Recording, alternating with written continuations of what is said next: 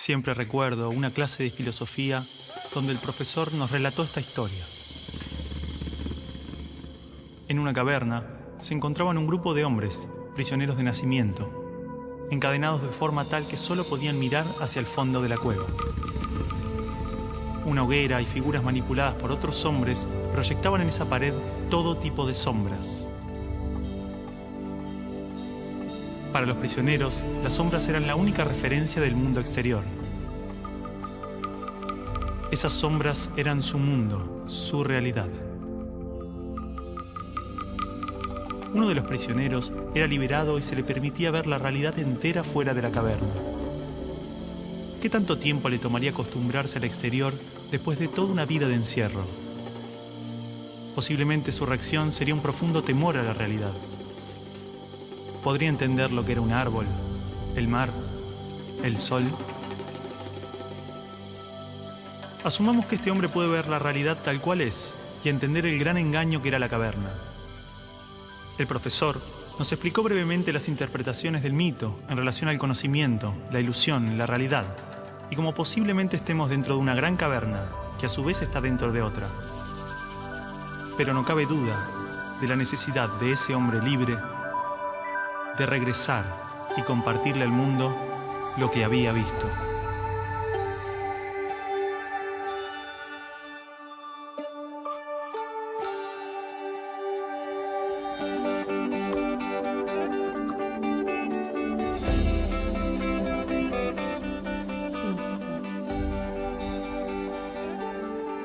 Bueno, y es así como en su 11ª tesis él llega a la idea de que el filósofo no solo tiene que entender la realidad, sino que tiene que llegar a transformarla. ¿Sí? Medios de comunicación, miles de libros, todos los discursos políticos, organismos internacionales, expertos, filósofos, páginas de internet. Todos coinciden en la importancia de la educación. Se invierte en capacitaciones, mejoras edilicias e investigaciones. Se compran libros, netbooks, pizarras digitales. Se dictan cursos, suben salarios, bajan salarios. Se imitan modelos extranjeros. Todo para mejorar la educación. Esto no evita que haya tantas escuelas como realidades sociales. Escuelas marginales, para pobres, escuelas depósito.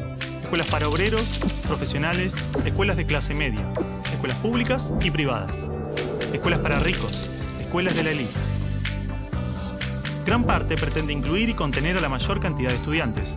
Muchas otras se concentran en formar trabajadores de diferentes jerarquías. Y solo unas pocas se dedican a los supuestos resultados de excelencia. Más allá de sus diferencias, todas trabajan y aspiran a un ideal de escuela común. ¿Hasta qué punto esta escuela ideal nos ayuda a desarrollarnos individual y colectivamente? ¿Realmente este paradigma educativo busca que las personas tengan una buena calidad de vida y trabajen para la mejora de su comunidad? ¿Hay otro tipo de escuela que lo logre? ¿Hay alguna educación pensada con estos ideales? Esto nos llevó a abrir las puertas de un mundo oculto para muchos de nosotros. Esta película es parte de un proceso que posiblemente no tenga fin, una pregunta que seguramente no tenga respuesta, una búsqueda sobre cuál es la naturaleza del aprendizaje y la educación, qué errores cometimos y principalmente qué ideas nos sirven para seguir buscando, seguir aprendiendo.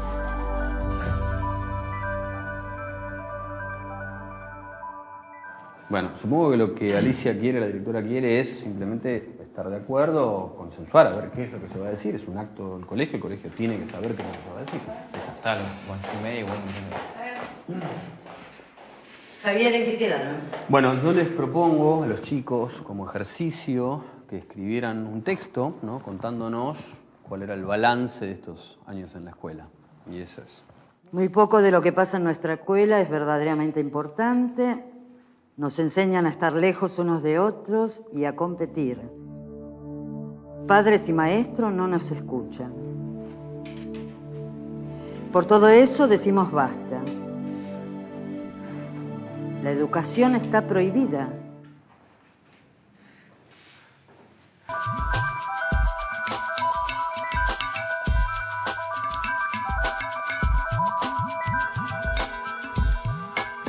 Y el estudiante no aprende después de 12 años a leer comprensivamente, no aprende las operaciones matemáticas, no aprende, en fin, aprende muy poquito.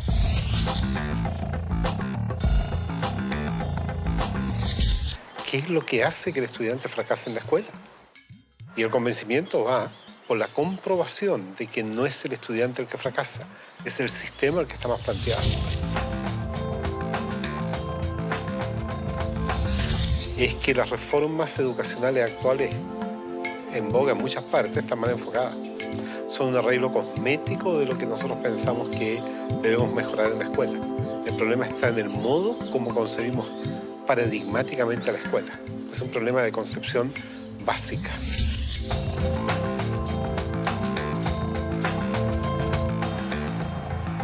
Las escuelas y los colegios de América Latina no son más que espacios de tedio y aburrimiento. Y yo siempre los invito a que pasemos por los colegios para que miremos una caricatura que hay que romper. Y es el maestro en un tablero dictando clases en pleno siglo XXI. Eso no tiene sentido. Una materia estática, una materia que no tiene movimiento, una materia que dice solamente palabras. Yo soy el adulto, yo soy el que les va a dar a ustedes esta información. Esto lo tiene que saber así como está, porque es así. Ustedes son los niños a callar y obedecer. ¡Silencio! ¡Cállese! ¡Que usted nunca sabe nada! No buscan, por así decir, otro desarrollo que el desarrollo curricular. Están muy centrados en los propios contenidos. Quien no aprende a leer y escribir y calcular, entonces no está educado. No, porque solamente focaliza el trabajo en algunas capacidades, en algunas áreas.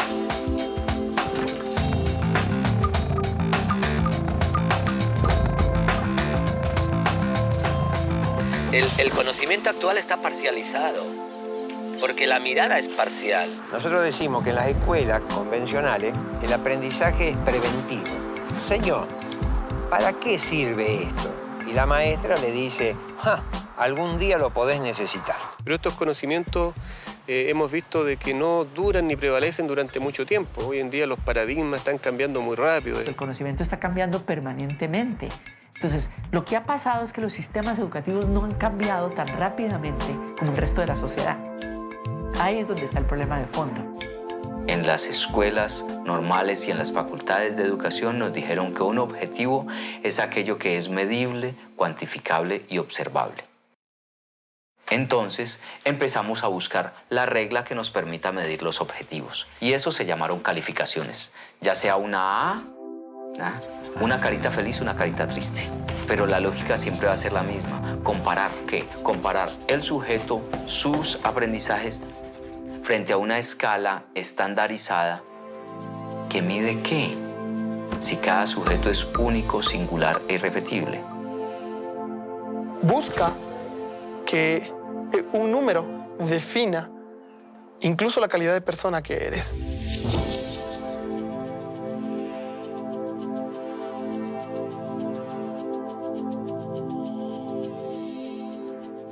Entonces, por ejemplo, creo conflictos a nivel cognitivo. A ver quién es el primero que realiza, con lo cual unos son ganadores, los otros son perdedores. Cada vez que hay perdedores hay alguien que se siente feo.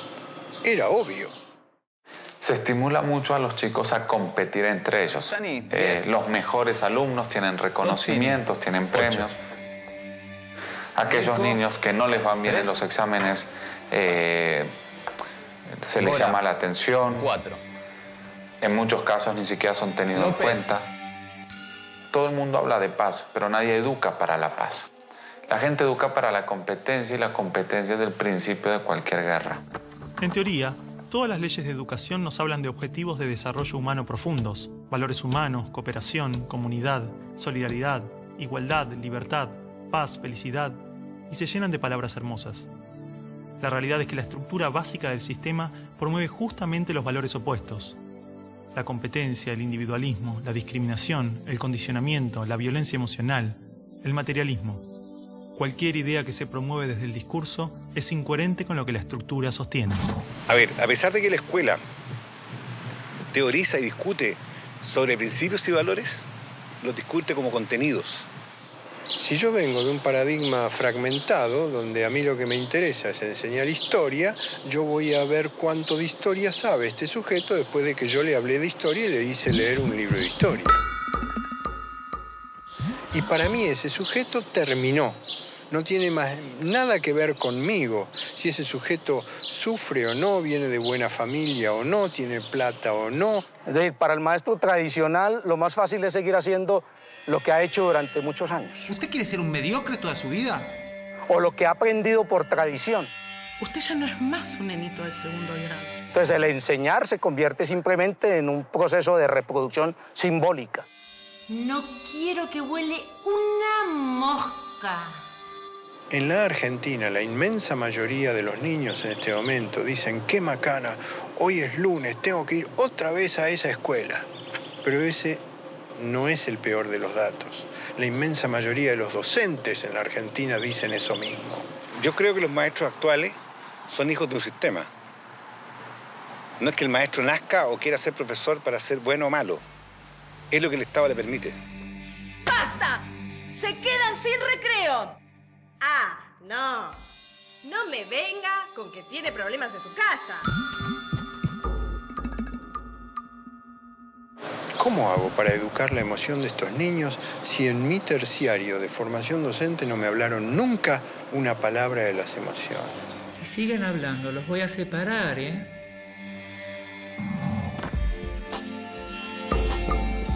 No quiero que vaya a la escuela a perder el tiempo. No quiero que vaya a pasar un mal momento. Es decir, en estos momentos un niño de 8 años pasa en la escuela más horas que un universitario en la universidad. No tiene sentido ninguno, no hay tantos conocimientos que aprender en la escuela. La escuela, entonces, no es ni siquiera el lugar de formación. Es la gran guardería, o como lo llamo yo, un gran parqueadero de niños. Pienso que son cárceles, ¿no? O sea, pienso que es horror pensar que hay que encerrar a los niños y que hay que tener guardias ahí custodiándolos para que no se escapen. Y entonces cada vez se encierra más. Cada vez le hacemos muros más altos. Los muros pueden ser de ladrillo o de árboles, pero igual son muros que aíslan, que separan. Quiero que la escuela sea para él un espacio de crecimiento personal y no un lugar en donde se lo adiestre para una futura escuela secundaria y luego para una universidad y luego para el trabajo. ¿Y luego para qué? ¿No? Pero es mucho más fácil decir, ahora se callan, ahora abran el cuaderno, ahora agarren el lápiz rojo, lo cual es un adiestramiento canino. Eso no es educación.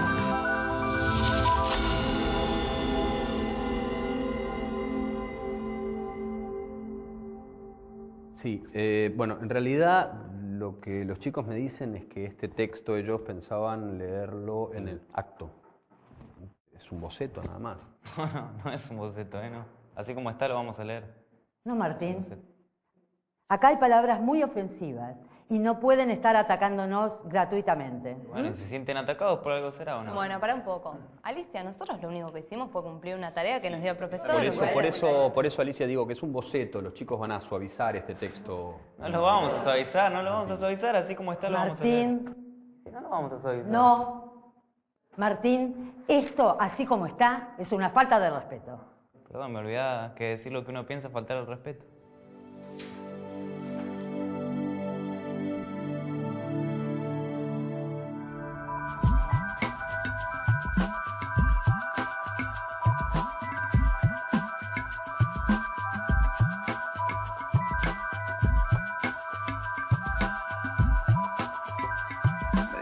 Esto casi no se sabe, pero la educación pública, gratuita y obligatoria fue inventada en algún momento de la historia. Antes no existía. La educación en la antigüedad distaba mucho de lo que hoy entendemos por educación. En Atenas clásica, por ejemplo, no había escuelas. Las primeras academias de Platón eran espacios de reflexión, conversación y experimentación libre. La instrucción obligatoria era cosa de esclavos. Por otro lado, la educación en Esparta era más parecida a una instrucción militar.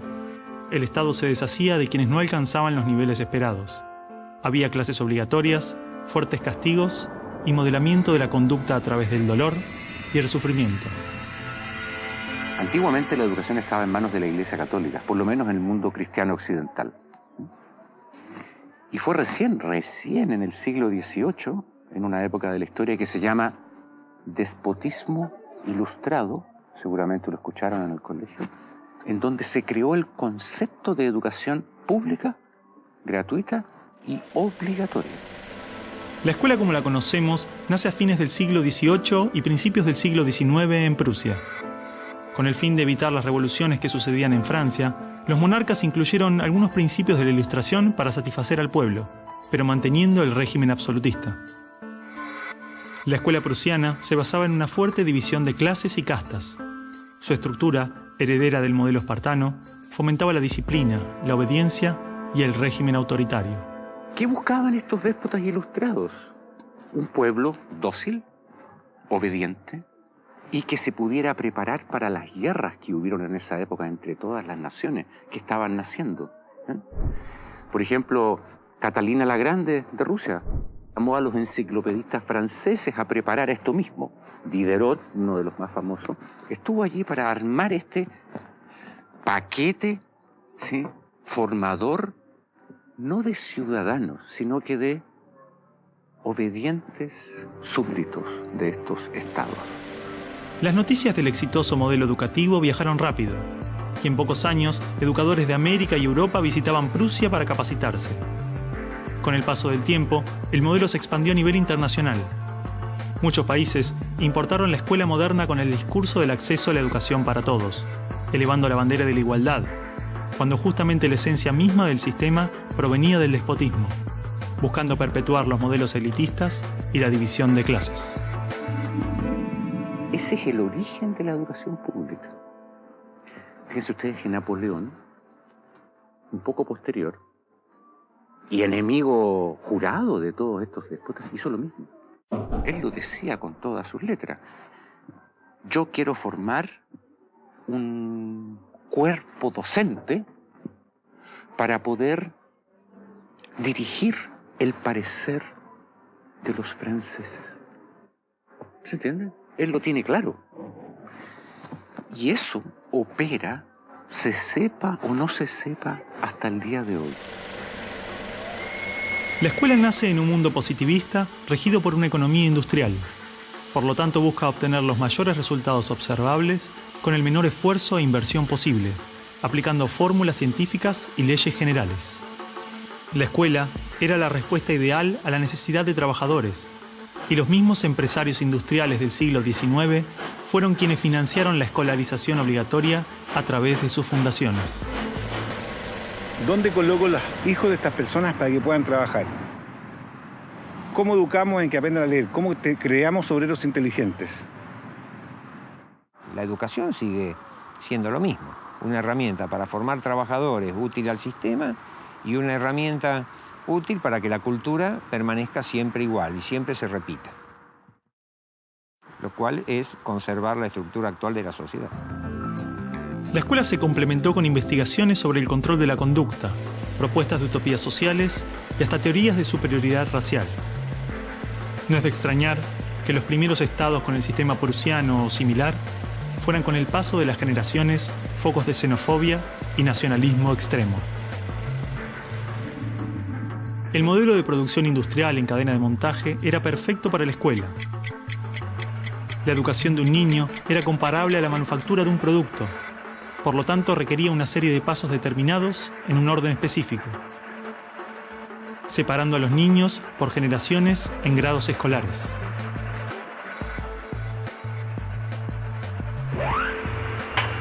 Y en cada una de estas etapas trabajaría sobre determinados elementos, contenidos que asegurarían el éxito, pensados minuciosamente por un experto.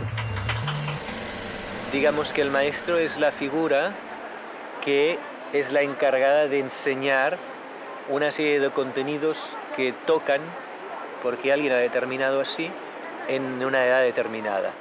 Pero la educación no la preparan los biólogos. Y curiosamente muchas veces tampoco son educadores los que la preparan. son administrativos. Son gente que no hace clases.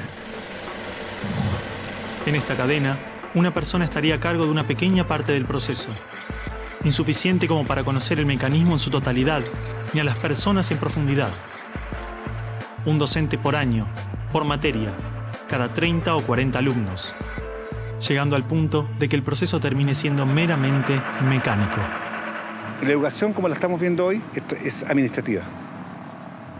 Hay alumnos que llegan, profesores que hacen clase, alumnos que se van, profesores que se van y al día siguiente se repite el ciclo. Un profesor estatal es un funcionario en que la autoridad le dice: usted tiene que enseñar esto, esto, esto y de esta forma. Porque hay que repetírselo a demasiados niños con un profesor de demasiadas horas de clase y con pocas horas de atención de alumnos en forma privada. Entonces va a dirigir siempre a un grupo colectivo. Porque evidentemente si tengo 30 niños, no puedo pretender que todos los 30 niños quieran hacer lo mismo al mismo tiempo. Este sistema de cadena de montaje, que nace con el taylorismo, fue aplicado tanto en la industria, la escuela y el ejército de diferentes países y culturas de Occidente. Hasta hace pocas décadas la escuela tenía estas cosas de cuartel y de asilo. Incluso el recreo termina con un timbre anónimo, no humano, que indica a los niños que deben adiestrarse poco a poco para pararse en una determinada baldosa detrás de determinada cabeza para formar una fila, generalmente de menor a mayor. Durante los últimos siglos, hemos construido nuestras escuelas a imagen y semejanza de las prisiones y las fábricas, priorizando el cumplimiento de las reglas, el control social. La escuela se pensó como una fábrica de ciudadanos obedientes, consumistas y eficaces, donde poco a poco las personas se convierten en números, calificaciones y estadísticas. Las exigencias y presiones del sistema terminan deshumanizándonos a todos, porque van más allá de los maestros, directivos o inspectores escolares. Están considerados grupos homogéneos, con contenidos homogéneos que tienen que obtener resultados parejos. Que todos tenemos que saber lo mismo.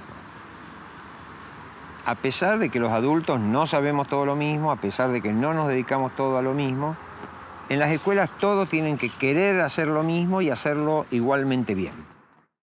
Entonces la escuela tiene poca capacidad de responder a las necesidades individuales, porque la escuela instruye. Es un centro de instrucción y es lo que hace. El que no aprende, se queda. Esa es la realidad. Esto de alguna manera ya implica que el sistema educativo es un sistema de exclusión social. Selecciona el tipo de personas que estarán llegando a la universidad para llegar a formar parte de una serie de élite que domina pues, las empresas que dominan los sistemas de producción, económico, de comunicación, etc. Y otro tipo de personas para las cuales la escuela no es suficientemente adecuada, que están destinadas a otro tipo de trabajo más precario porque no dispondrán de los títulos para hacer esto.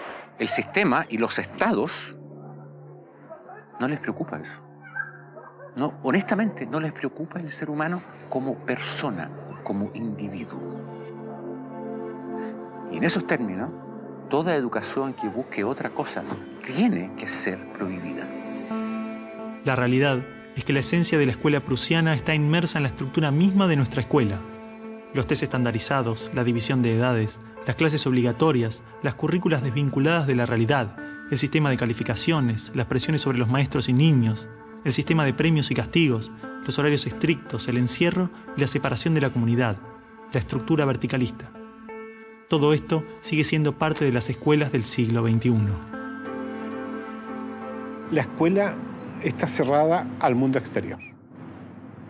Te explicaba el título de mi libro, del mapa escolar al territorio educativo, para indicar esa fábula del cartógrafo que cuenta Borges, que empieza a ser un mapa de un territorio determinado y se entusiasma de hacerlo lo más perfecto posible.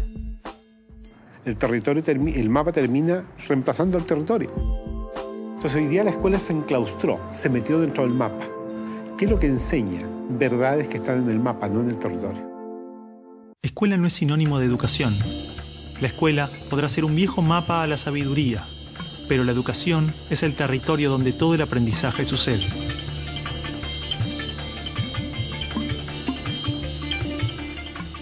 ¿Qué es una buena educación? ¿Lograr que la mayor cantidad de niños atraviesen los estándares de calidad?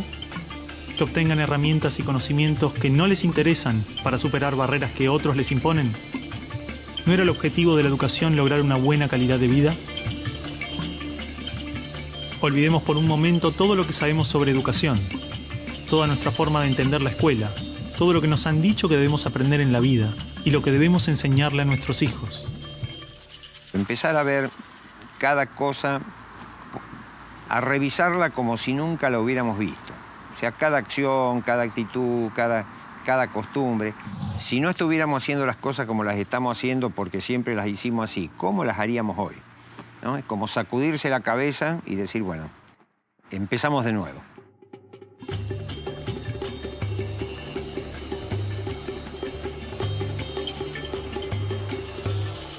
Empecemos de nuevo. A ver, chicos, tienen que entender que el discurso que escribieron es algo que le puede molestar a mucha gente. Bueno, está bien, pero si es lo que sentimos y lo escribimos así, ¿por qué no lo podemos leer así? Son nuestras palabras, lo que pensamos. ¿Cuál es el problema ahora? Cargo de lo que escribimos ahí también. Si de última no lo dicen en tu clase. Pará un poco, Martín, porque te conozco. Te molesta todo en esta escuela. Te molesto yo, te molestan los profesores, te conozco bien. No, Entonces, vos pará. a mí no me conocés. Sí, te conozco. No, no me conocés.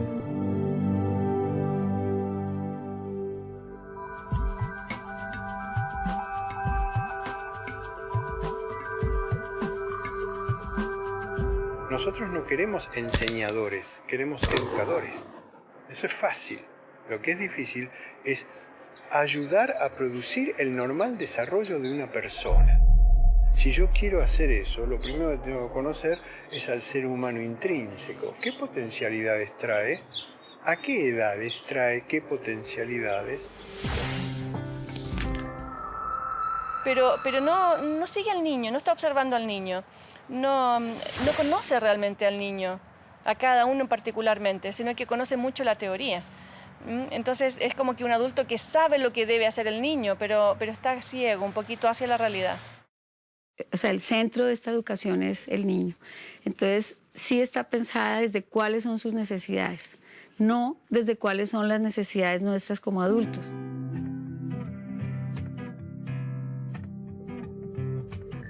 Los chicos desde que nacen con esa capacidad de crear. Son creativos y observadores y curiosos. Y en la escuela pueden pasar dos cosas: que se acompañe ese proceso y se propicien actividades para desarrollar esa capacidad, o se la frustre. De hecho, podríamos caracterizar que el ser humano propende a aprender. Incluso podemos decir más todavía, no es ningún mérito del ser humano aprender. Más todavía, es que no puede no aprender. Tú lo ves, él todo el tiempo te está preguntando, ¿y esto por qué? ¿Y esto por qué? ¿Y esto por qué? No es que uno tenga que inculcarle a él las ganas de preguntar, él lo tiene en su esencia. ¿Ya? Basta que tenga órganos sensoriales